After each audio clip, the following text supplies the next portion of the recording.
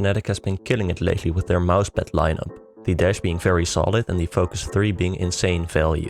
That made me pretty excited for their new wireless mouse, the Fnatic Bolt, coming in at $80, which is on the cheaper end of wireless gaming mice. Thanks to Fnatic for sending me this review unit. Let's see how this bad boy performs. As always, Fnatic does a pretty good job at the packaging, but somehow I didn't notice you could just slide it out. So instead I absolutely demolished the packaging like a brainless monkey. Anyways, my first impressions of this mouse. It was actually pretty cool as I just joined this level 280 guys party to play some Battle Royale when the doorbell rang. So I sprinted to the door, quickly opened the package, which might also explain why I f***ed that up now that I think of it. Connected the mouse with the dongle and a USB-C cable. Holy shit. And we got into the game. Random teammate and the level 280 guy immediately got destroyed, so I got into this 1v3 situation. And keep in mind that this was my very first Battle Royale game in months, and this was my first time touching this mouse. This is how it went.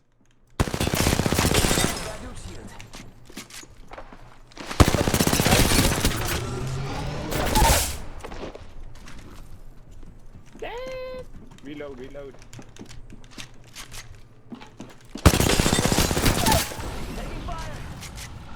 My dude's on a roll.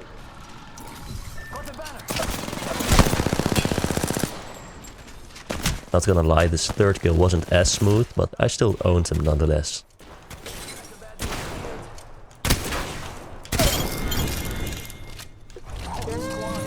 So yeah, first impressions when using it were quite good.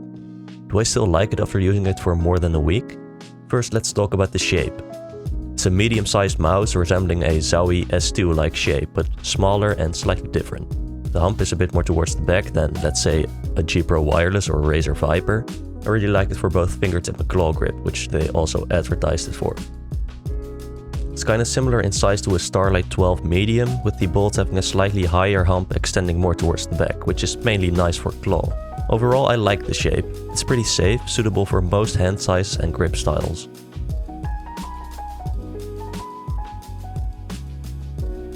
Build quality is very good as well, and thankfully there are no holes, while still coming in at 67 grams for the black one, 69 for the white, as that one uses some special formula to avoid it from shining and yellowing over time. For my skill, it's slightly heavier than advertised. It's not the lightest, but under 70 grams is definitely very decent, especially for a wireless no holes mouse. Also no button wobble. The switches are the KL 8.0s and feel great. Crispy and easily spammable. The DPI button feels good as well. Now, the side buttons and scroll wheel are not good, unfortunately. Side buttons are very heavy and not easily spammable. I'd honestly rather have the mushy side buttons of the Super Light.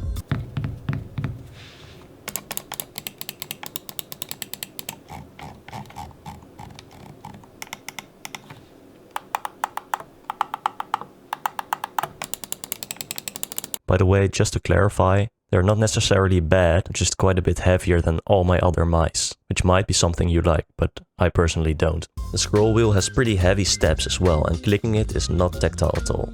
With my headphones on, it's hard to tell if I pressed it in or not, and it's not that easy to double click, which I noticed when trying to tag enemies in Apex. Yes, I used the default keybinds, don't judge me. Mouse feet feel great, I'm not gonna get aftermarket feet for this one. Apparently it has this special design underneath, so the full skate makes contact with the mousepad. I'll try to draw it here to clarify. Not sure how much of a difference it makes, but it feels very good, so yeah. Sensor is a 3370, so one of the best. Haven't noticed any issues with it. I also don't notice any latency. Lift off distance is adjustable in the software, which is saved onto onboard memory, so you don't have to keep the software running. Honestly, I personally couldn't care less about the software, but it seems like most important features are there. It seems a bit buggy though. Battery life is pretty good, 110 hours if you don't use RGB and 210 if you use Bluetooth, which this mouse also actually has in case you want to use it with your laptop for school or something like that.